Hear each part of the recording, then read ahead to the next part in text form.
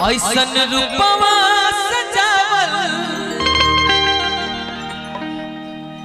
ऐसन रूपवा सजावल बिटू भैया तहार लंबाई इंकर लंबाई हम तक बुझा तक कि इतना हील पहन ले बड़ी हम बहुत छोट लागत है। अब क्या करे हाइट ही इतना छोटा है तो हाई हील तो सैंडल पहनना ही पड़ेगा ना फिर। नहीं यार आप हमसे भी हील पहन के बहुत लंबी हो जा रही है। ऐसन रूपवा सजावल का होई जब देखी न केहू गौर से। अब इतना हम बोला नहीं तो वो बोला हमारा बारे में बोलिए कि हमरे खातिर तोहरा के आ दुनिया में भेजवले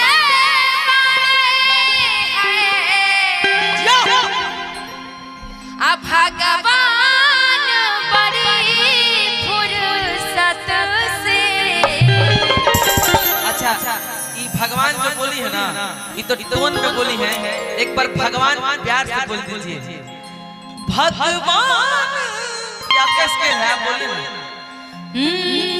कि भगवान बड़ी फुर्सत से हम कि तोहरा के बनौले तोहरा के में सब तोहरा में बहुत लोग आ जाएंगे नाम धर के बोलिए। अच्छा का चाहते हो बड़े झगड़ा हो जाओ। बिल्कुल होना चाहिए भाई। आज गाँव जब झगड़ा हो ही रहा तो पूरा पूरी हो अधूरा नहीं जाए दो। अरे निशा के ब्रेकअप फाइनल देखो सारा लइकन के पॉकेट ये झाड़ देती है बिट्टू भैया। सारा लइकन के पॉकेट ये झाड़ देती है। गोलू भाई अरे की लड़कियां लड़कों को बिगाड़ देती है। सारा लइकन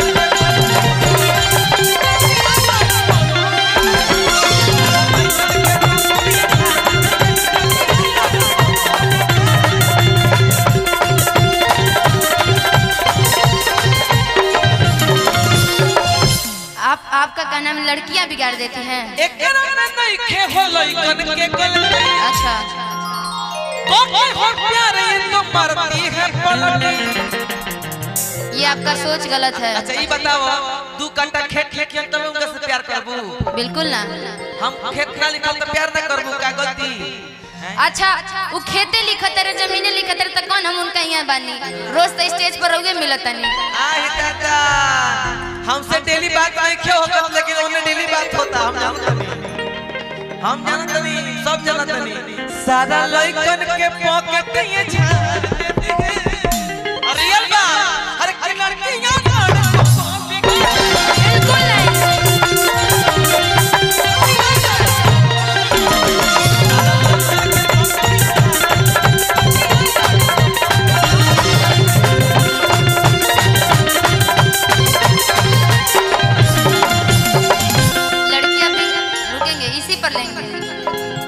लड़कियां बिगाड़ती नहीं है आपको।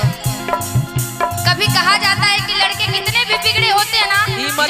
सुनिए सुनिए इधर आइए इधर आइए इधर आइए। नहीं वही बोलूंगी सुनिएगा कि मम्मी से ज्यादा प्यार देती है क्योंकि देखिए कहावत है ना कि लोग क्या सोचते हैं कि यदि छोटा बच्चा है यदि बहुत बिगड़ा हुआ है तो कहते हैं कि बोर्डिंग स्कूल में डाल दो मार खाएगा पिटाएगा रोएगा सुधर जाएगा। अच्छा और जब लड़का जवान हो जाता है जब बदमाशियां करने लगता है तो गांव समाज में लोग बोलते हैं अरे अब बेटा बदमाश हो गई बियाह कर तो सुधर जाए।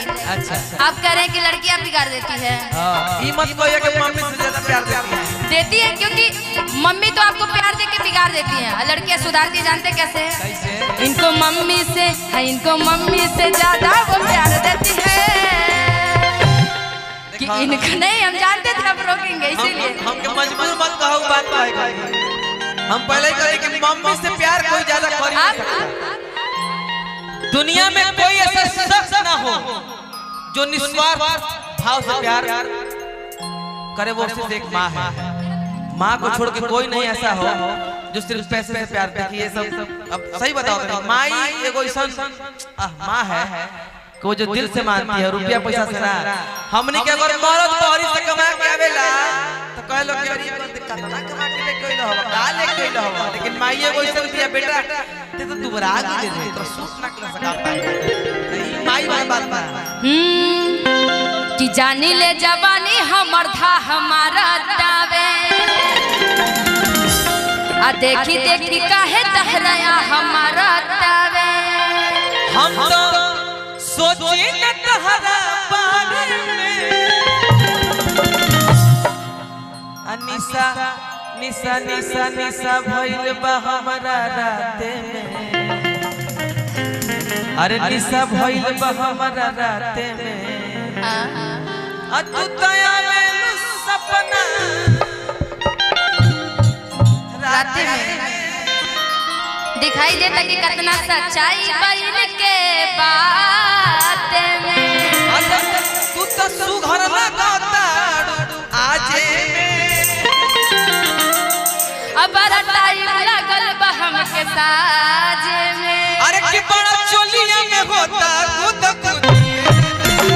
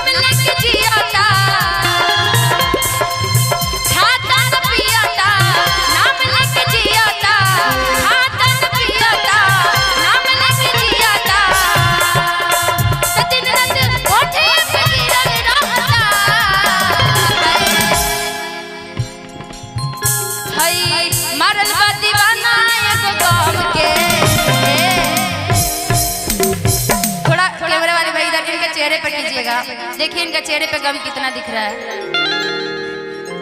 इनका जब व्हाट्सएप पे कोई जुड़ा होगा ना वो स्टेटस देखिएगा कितना सैड सैड लगाते हैं। बेवफा न मुझको कहना बेवफा कभी नहीं रही मैं तुझे अब भी प्यार करता हूँ नहीं लेकिन इनका पता है ये बेवफा है लड़के तो होते हैं झूठे हम कभी आपसे झूठ बोले हैं ऐसे हमने तो कभी उस तरीके से बातें नहीं किया कि आप हमसे झूठ भी बोलेंगे ऐसे आप माइंड ब्लोइंग आती है झूठ क्यों बोलूं माइंड ब्लोइंग है ना I am right you are wrong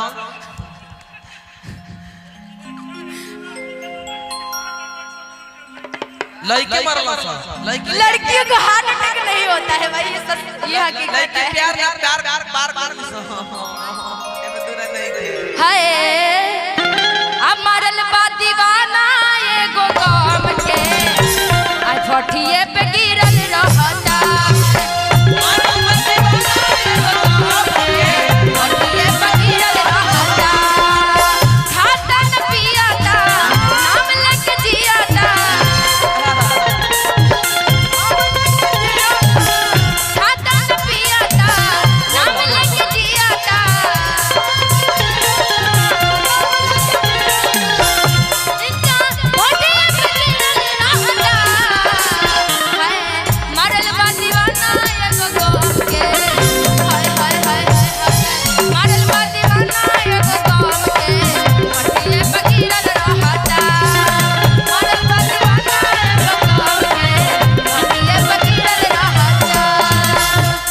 इसके अलावा तने ढेर कुछ बा में से गान की बहुत लड़की के स्केल ह तन तू बोलबू त मन हमरा तनी हां बोलो अलम मिली अरे बिल्कुल अरे किसे बसाना दाना छोड़ के केरे लगल खाए आता बाबू भाई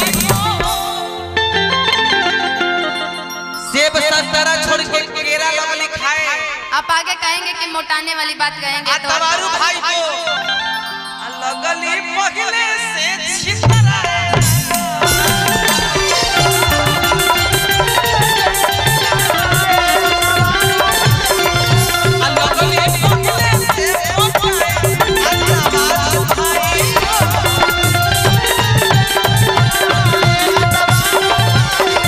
पहले से मैं मोटी तो नहीं लग रही हूँ मोटी लग रही हूँ जी पहले से दुबली हुई हूँ ना तू कहि द है लइका खाती बहारा भतार घरे पड़िया सुतार रस लूटए देवरू बहारा भतार घरे पड़िया सुतार रस लूटए देवरू बहारा भतार माने भतार मान के चलो अच्छा बारा भतार घरे पड़िया सुतार रस लूटा ए देवरू ओखरी में डाल के मुसोर होवा वाला